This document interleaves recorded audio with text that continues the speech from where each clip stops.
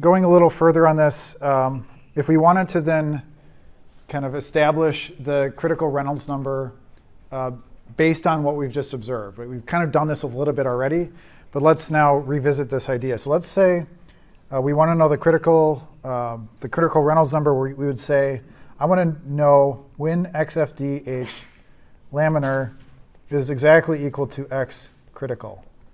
Right? So that's saying if I just get to the point where it was just about to transition, and that's when the boundary layers merge, that's sort of my critical Reynolds number that would, above that would cause turbulence before that point. Lower than that, it would be after, and it would remain laminar. Okay, so if we make that assumption and then substitute in our models that we've developed here, it'd be on the left, it becomes 0.063 RE in terms of hydraulic diameter times hydraulic diameter equals X critical. Our model there was RE X crit times mu over rho U infinity. And again, we're using U infinity here because we're assuming we're still in the developing region. Right? So it's still like an external flow. OK, so U infinity. So taking this, I guess what we want to do is get to a point where we can solve for this REDH. REDH. So let's, what do we want to do here? So let's reformulate this slightly. So it'd be REDH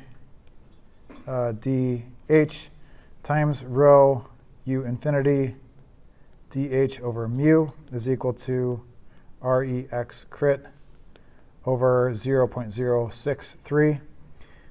So we have REDH, those are DHs. DH. So REDH, this is also REDH, right? So you have two there multiplying each other. So that becomes REDH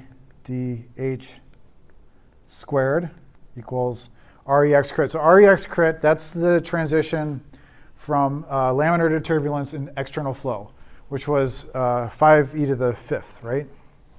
So we plug that in here. So that's 5 times 10 to the fifth divided by 0.063. Take the square root of that. That gives us REDH is equal to 2800. Okay, so in terms of internal flow, like if I want to look at when is my flow going to become turbulent, generally it's for Reynolds numbers that are 2800 or larger.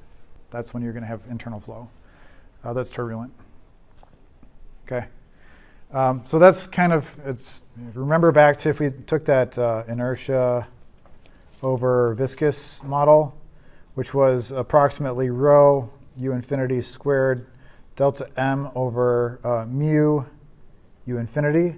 That gave us this Reynolds number RE in terms of delta M. That was approximately 3,500. So I guess they're similar, right? One is in terms of the hydraulic diameter. One is in terms of delta M. Since hydraulic diameter, delta M are very closely related for internal flow, they should be close. So in reality, you tend to see that there's transition that will happen kind of in this region, between those two. Okay. Okay, so let's look at the velocity profiles when we transition, because I think that's what you guys were talking about is kind of important to look at. So let's say we have this duct again. We have internal flow. And you come in, you have maybe a boundary layer that grows. And then at some point, you hit this X crit position, where now we transition to turbulence. And so once you hit that position, the boundary layers basically, almost instantaneously or very quickly grow together. So once you have that, then you're fully developed. You have turbulent flow internally here, and things stop changing. But I guess we could look at the velocity profile because it's a little bit different. So let's pick this position here. Again, drawing our velocity profile, it was like this, flat, come like this. So this is still laminar flow. Have not yet transitioned to turbulence. After that transition, then what does the flow velocity profile look like? So let's maybe pick a position over here. After that, it's going to look like a turbulence, time average turbulent flow condition. So it's not this nice parabolic shape. You have a lot happening very near the wall, so like this, maybe like this. And then you have on time average basis, basically a linear profile across it. So you have this rapidly growing thing, a really flat profile, and then rapidly decaying on the other side. And of course, this thickness here, let me draw it like this. So if we drew the viscous sublayer, maybe it kind of looks like this, where it's growing. Nope. So once it's fully developed, it's fully developed. I got to correct that. So it transitions, and then it's like this. So this is our viscous sublayer. Right, and that profile is going to remain that way indefinitely. So again, like what you'd want to do is have a good model of the viscous sublayer here and note that locally it's not changing once you're fully developed. Let's see, if we're talking about momentum stuff here, so let's plot out what the shear stress looks like just to make sure we're clear on that. So here we have position x and here tau shear stress at the surface.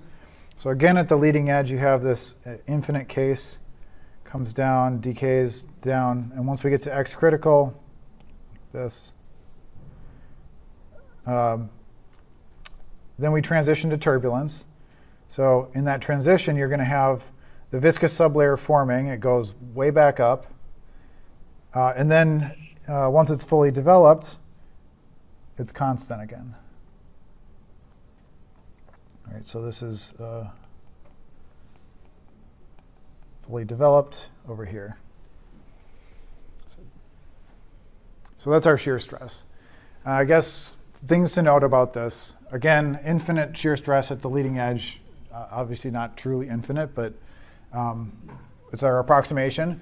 And then developing, you have this sort of rapid growth, unsteady growth, fully developed on a time average basis, remains constant. That shear stress has to be higher than the shear stress before transition. So if your job is to move fluid through a pipe, and you don't care about the thermal aspects at all, you probably don't want it to be turbulent.